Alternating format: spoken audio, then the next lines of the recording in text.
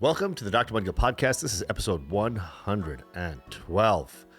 We are, just grooving in this new year. We had some crazy rain here in New York, and the older I get, the more I appreciate getting rain versus snow, because this literally would have been like 3 feet of snow had it been snow instead of rain. So I'm grateful for that. But it did rain quite a bit. It was real windy. And it was like 50-something degrees here in New York yesterday, which was, felt like spring. So the weather is doing its weird, wacky stuff, but we're just still, plugging away. So anyways, this podcast is going to be more of like a Thoughts of the Week podcast. And I'm actually going to share with you a story about a patient I saw earlier in the week, but just kind of had me just thinking in general about how horrible health insurance is. This is going to be another one of those health insurance company slamming podcasts, and this is like a real world example, just demonstrating how nefarious these companies are and how they just really truly they just don't give an shit about you, and they don't really care about their bottom line. So earlier this week, it was on Monday, in my New York City office, I saw a young patient, a kid, but he actually wasn't a kid. He was like in his late 20s, but that's how old I'm getting, that someone in their late 20s is a kid to me. But he came to me with like a pretty significant rash, all over his body, particularly like on his trunk, his chest, his arms, the upper body, a little bit on his legs. And he actually came from upstate New York. He drove like 250 miles to come see me. He came from a town called Elmira, New York, which is, it's kind of like pretty far northwest of New York City. And he saw like a local dermatologist. Interestingly, that local dermatologist was bought by one of these private equity companies that I rail on. So he kind of was just, he saw that the rash had been going on since like December, going on for about a month or so. Saw someone up there, wasn't moving the needle, wasn't really getting any better. And I guess he just found me on Google, made an appointment, and drove down. Literally drove down that morning. He must have left his house at like 3 a.m. or something to come to this appointment. Really, really sweet kid. And when I saw him, he had this really extensive rash. And, I explained to him, hey, listen, there's a couple of things that this could be. But the only way we're really going to figure this out is by taking a small skin biopsy so I can look at your skin under the microscope and kind of determine which fork we're going to go down in the road in terms of treatment. And we have to do a little bit of blood work just to kind of rule out any other conditions that this could possibly be. And his first question to me was, whoa, he's like, how much is all that going to cost? Because, I have a deductible. And, the truth is I really don't know how much it's exactly going to cost, because the crazy way this world works is every single insurance company reimburses at a different rate. And it's not only that, like if you have like Aetna, there's like 10 different Aetna plans that could reimburse at different rates as well. So it's actually impossible for your doctor to know exactly how much they're going to get reimbursed for a particular procedure. That is, if they get reimbursed at all, because sometimes you'll take care of your patient, you'll submit your claim, and the insurance company will be like, you know what, we're not going to pay you for that. So even though you already took care of your patient, and what I say is like, even though your patient was served a filet mignon and ate it, when the check comes, they're like, hey, the insurance company's going to, even though the insurance company's supposed to pay for it, they'll say, you know what, we're not going to pay for it. So anyways, that's a story for another podcast. But going back to this patient, it really just hit me to my core that this poor guy had this really debilitating rash. It was very itchy. It was very disfiguring. He was incredibly uncomfortable, so much so that he drove 250 miles from upstate New York to come see me.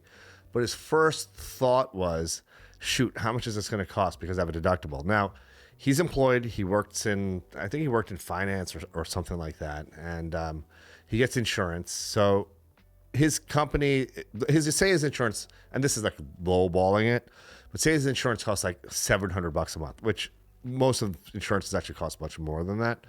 But say it costs $700 a month, right?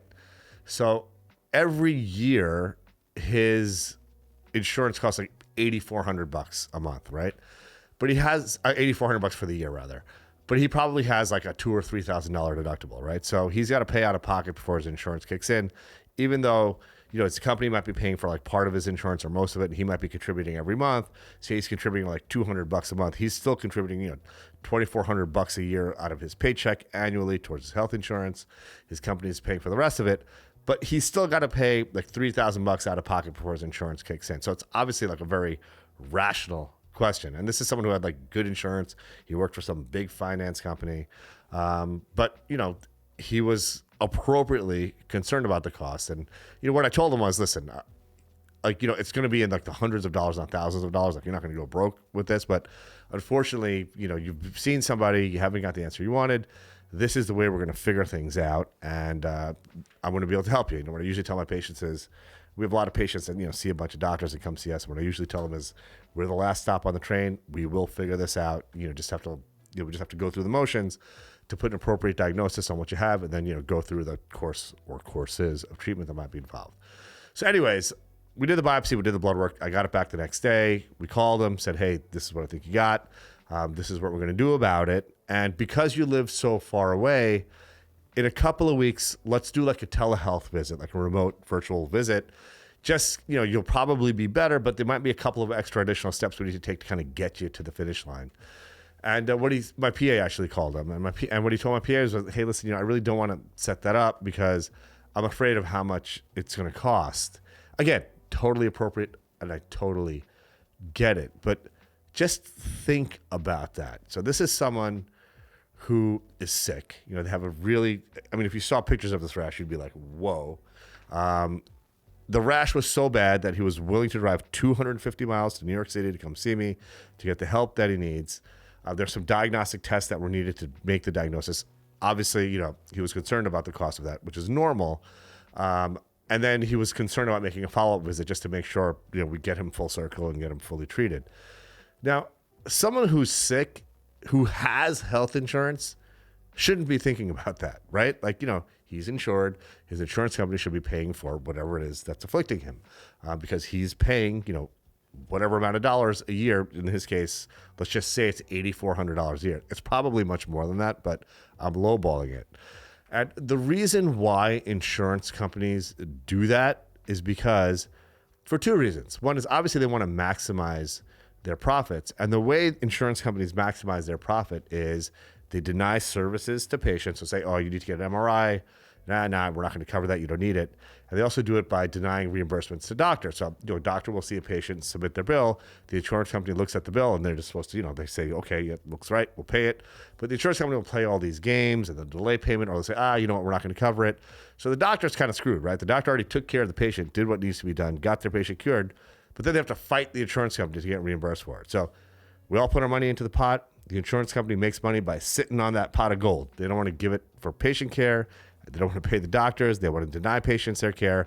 So the deductible actually, as was the case with this patient, he didn't set up the follow-up visit that he needs because his deductible was a deterrent for him to seek the health care he needs. That is insane. And, deductibles go up every year. Every year my deductible goes up. My premium also goes up every year. I think now I'm paying $4,000 a month for my family's healthcare insurance, and I have like a $5,000 some crazy deductible on top of that. But you know what? You know what also goes up is the profitability of health insurance companies and the salaries that these CEOs make, and it's all off the backs of patients and the doctors who care for them. What's the purest relationship in the world? I'm seeing my patient. I'm seeing this rash. I want him to get better. I'm doing the things I need to do to get him better, right? Pure relationship. Patient comes to me in need. I'm there to help him. I want to help him. We want to get him better. We're both on the same page. But the insurance companies on the other side of the fence be like, how can I maximize, or actually in their mind, how can I minimize how much this is going to cost me? Well, my patient's going to give the patient a high deductible, so they're scared to go to the doctor. And then, on the back end of things, we'll try to screw the doctor in whatever way we can. But their whole goal is to hold on to that pot of gold as much as possible. And it's crazy. And it's up to patients and doctors to speak up about this. And it actually had me just thinking about insurance companies in general. Insurance has got to be the shadiest business there is. I'm going to share a couple of the stories with you guys. So I had this homeowner's policy. The company's called Pure Insurance, which is supposed to be some like great insurance company. And every year I'm paying some crazy amount of money for my homeowner's insurance to this, Pure Insurance. And a couple of years ago, we had some big storms, and I had some trees that fell down. There's a lot of trees where I live and some damage and stuff. And we had to file a claim, and also, probably on top of the premium I pay, I had some deductible. I don't know what it was, 5,000, 10,000, whatever it was. But we had some pretty extensive damage and we had to file a claim. So we went through the motions. The insurance company, paid for the balance of the claim after we paid our deductible. But when the year turned and it was time for us to renew our policy, they dropped us. So they said, oh, well, so first of all, there's no way this insurance company wasn't incredibly profitable from the premiums that I paid them. Year after year after year after year, I paid them a crazy premium. I never filed a claim. Even the year I filed the claim, my premium that year was more than the claim I filed anyways. So, they were still profitable because the claim they had to pay was less than my premium. But because they had to pay something to their person that, is paying them to be insured by them, they dropped me. And the more I talk to folks about this, the more I realize that happens to everybody. So insurance companies, they love you. Health insurance companies love you as long as you're paying your premium, but you don't go to the doctor and don't need them because that is pure profit for them. You're paying the money into the pot. You're not taking anything out of it. They're just getting rich off of that. Homeowners insurance companies, they love that too, right? You're paying into the pot. As long as you don't use your insurance, you're gold. But the second you use it, they're going to drop your ass, which they dropped me. But one of my buddies was telling me a story where, he was driving. It was like a couple, many years ago when it actually still snowed in New York. And there was a snowstorm and he hit a patch of ice and his car veered off the road and hit a tree. And he filed an insurance claim because he had some, a fair amount of damage on his car. And guess what? That year, his car insurance company dropped him. So for like a decade, he was paying his premiums to his insurance company, his car insurance company. He never had to claim. So they were loving him. He kept putting money into their pot, and he never had to take any money out because he never had to claim. But the second he had to claim, they dropped him. Now, health insurance companies can't do that. There are some laws saying they can't, not give you insurance if you have a pre-existing condition or whatever the case may be. But they can screw you in other ways. And the way they screw you as a patient is they give you a deductible. And I don't really know anyone who doesn't have a deductible anymore, to be honest with you. Like almost all of my patients have some sort of a deductible. But what I am noticing in addition to that is that deductible amount is increasing from year to year. And it is absolutely insane, because these insurance companies are incredibly profitable. I mean, it's insane how profitable they are. And it's so crazy that they're so profitable off of healthcare, off of patients and doctors. It is just absolutely immoral. It is shameless. It is vile. It's disgusting. These are amongst the most disgusting institutions that exist. And I think the more we all talk about this collectively, the more awareness there'll be and the more we can push back collectively as citizens, because our legislators aren't going to do anything for us because the insurance companies, political action committees are in their pockets. Things aren't really going to change. In fact, I was watching the Republican debate yesterday, and Nikki Haley was saying, "Oh yeah, what we're going to do is we're going to cut down costs. We're going to give more. We're going to give more money to the Medicare Advantage plans. Patients love the Medicare Advantage plans." I did a podcast about this. Medicare Advantage plans are absolute crap. They are basically, private health insurance getting paid by the government to administer health care for people who are of age to have Medicare, and they use these same tactics. The way they make their money is they keep the government's money. The government puts money into their pot. And the way the insurance companies are profitable is they deny services for their patients. So, you need an MRI and you have a Medicare Advantage plan. Good luck trying to get one because, 9.9 times out of 10, that is going to be denied because it costs the insurance companies too much of their profit to, give you the test that you need. So anyways, our elected officials aren't going to do shit for us. It's up to us as citizens, as patients, and as doctors to be as vocal as we possibly can. So anyways, that's my story of the week. Those are my thoughts of the week. As you know, I'm no fan of private health insurers. They are the worst, absolute worst, immoral, disgusting, vile, shameful institutions that exist. So food for thought this weekend. I hope you all have a wonderful, restful weekend, are just ready to crush the week ahead. This is the time of year where folks start losing some steam when it comes to their New Year's resolutions. So if you've been good, you've been going to the gym and we're getting your workouts in 3 or 4 times a week, but you're starting to lose a little steam, don't give up. Push through it. Push through all the static friction that you're feeling, that little loss of momentum. You just got to push through it. Do for another couple of weeks, and it becomes part of who you are. So with that, I will close this podcast. Let's get it.